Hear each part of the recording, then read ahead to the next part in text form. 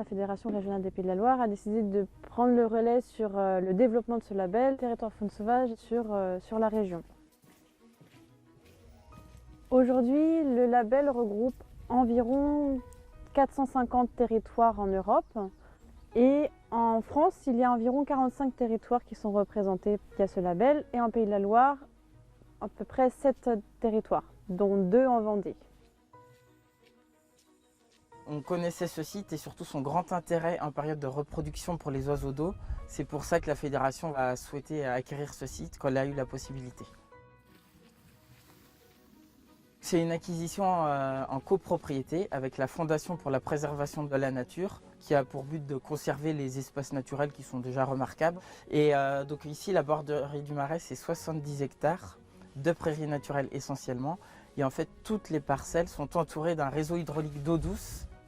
Et ici, on a la chance de pouvoir la gérer sur 40 hectares où en fait le réseau hydraulique est isolé. Et donc on peut maintenir un niveau d'eau très haut sur l'ensemble de l'année. Dès cet hiver, on prépare la saison de reproduction des oiseaux d'eau qui aura lieu au printemps. Donc c'est pour ça que l'objectif, c'est de maintenir le maximum d'eau dans toutes les prairies. Tout à l'heure, justement, je vérifiais le tuyau de connexion entre la prairie et le fossé. Mais l'objectif est d'accumuler un maximum d'eau dans les baisses naturelles en hiver, de manière à ce qu'au printemps, elle soit remplie. Ça permet aux oiseaux de se reproduire jusqu'à l'été.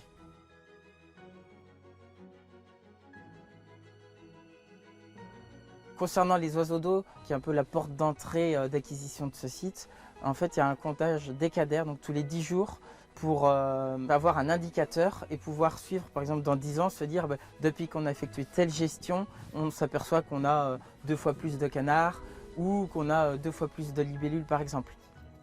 Parce que tous les cortèges faunistiques sont suivis pour avoir une vision globale de la biodiversité. Donc tu peux noter 23 foulques. 4 colverts, 3 canards chippeaux et 2 canards souchés.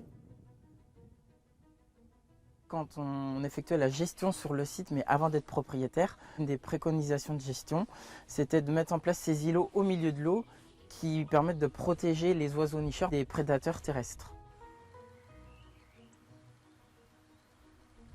Pour avoir de la biodiversité, l'idéal est d'avoir une multitude de gestions différentes, vraiment pour créer une mosaïque d'habitat. Et c'est pour ça qu'en fait on trouvera des zones qui seront pâturées, par exemple par des vaches ou d'autres par des moutons, des zones qui seront fauchées et d'autres qu'on appellera en fait qu'on va mettre en défend pour vraiment laisser la faune et la flore se développer sans l'intervention de l'homme.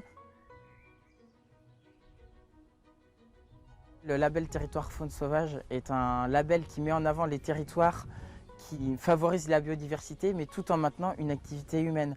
Et c'est là aussi ce qu'on veut démontrer au niveau de la Fédération des chasseurs de Vendée, c'est que sur ce territoire où il y a beaucoup de biodiversité, il y a des activités humaines. Donc il y a de l'activité agricole, il y a aussi de l'activité de chasse et on retrouve aussi une activité donc, qui est nouvelle pour nous, qui va être une activité d'écotourisme avec la présence de l'habitation au cœur de l'espace naturel qui permettra à des gens en bénéficiant de ce gîte, de découvrir les oiseaux du Marais breton et la gestion qui est faite en Marais breton.